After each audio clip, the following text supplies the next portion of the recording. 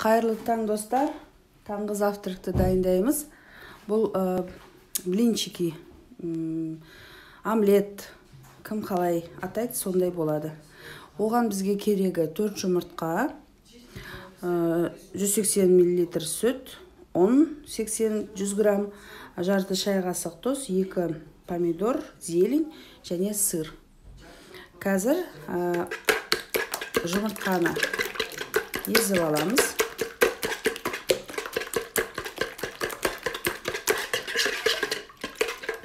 Жұмыртқаға сүт қосамыз.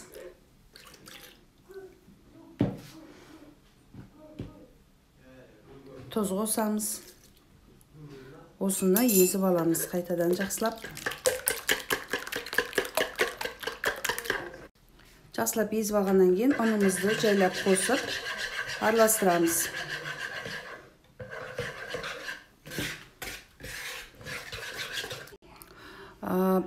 Помидорды майдалап турадым, укроп алып тастадым, тек қана пияз салдырдым. Осыны массаға қосамыз.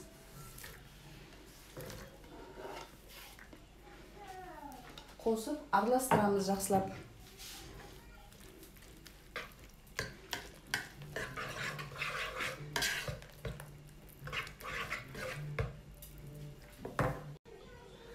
Табамызға май себеміз. Және массамызды блинчик сияқты осылай табамызға саламыз. Табадағы тұрған блинчикті аудардым. Енді жартысына сыр салып, бетін жабамыз.